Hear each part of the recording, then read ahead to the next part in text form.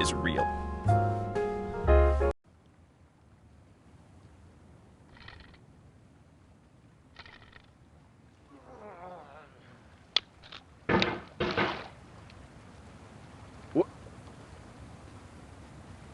There's no feeling more intense than starting over.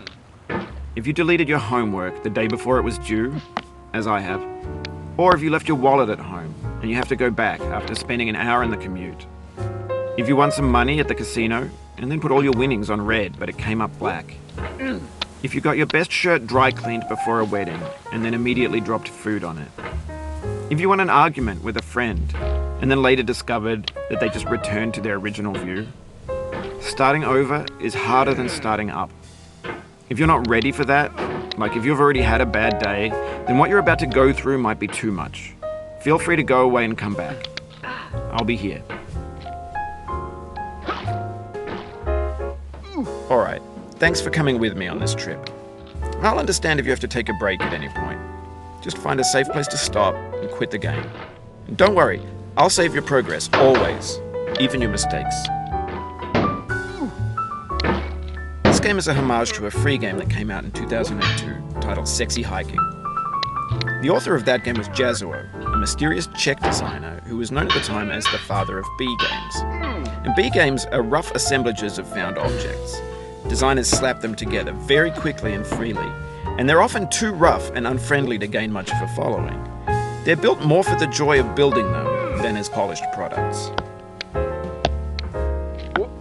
In a certain way, Sexy Hiking is the perfect embodiment of a B game. It's built almost entirely out of found and recycled parts, and it's one of the most unusual and unfriendly games of its time. In it, your task is simply to drag yourself up a mountain with a hammer. And that act of climbing, in the digital world or in real life, has certain essential properties that give the game its flavor. No amount of forward progress is guaranteed. Some cliffs are too sheer or too slippery. And the player is constantly, unremittingly in danger of falling and losing everything. Anyway, when you start Sexy Hiking, you're standing next to this dead tree that blocks the way to the entire rest of the game. It might take you an hour to get over that tree, and a lot of people never got past it.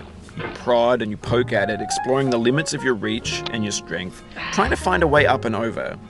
And there's a sense of truth in that lack of compromise. Most obstacles in video game worlds are fake. You can be completely confident in your ability to get through them once you have the correct method or the correct equipment or just by spending enough time. In that sense, every pixelated obstacle in Sexy Hiking is real. The obstacles in Sexy Hiking are unyielding, and that makes the game uniquely frustrating. But I'm not sure Jazuo intended to make a frustrating game.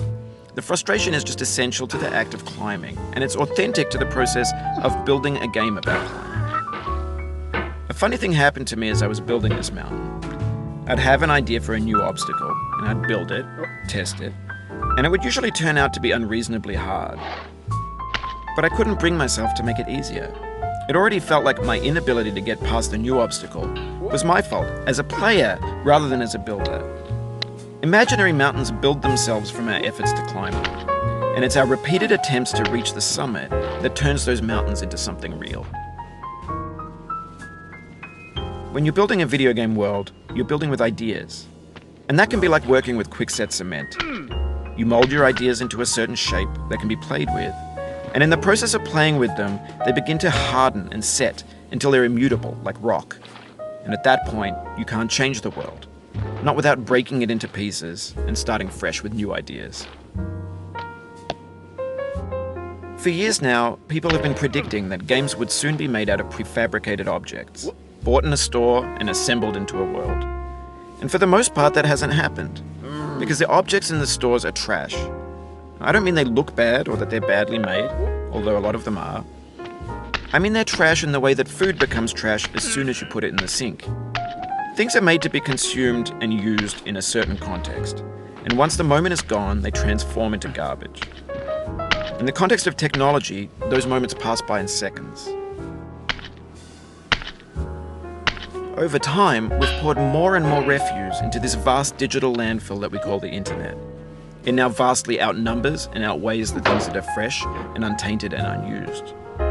When everything around us is cultural trash, trash becomes the new medium, the lingua franca of the digital age. And you can build culture out of trash. But only trash culture. B games, B movies, B music, B philosophy. Maybe this is what digital culture is.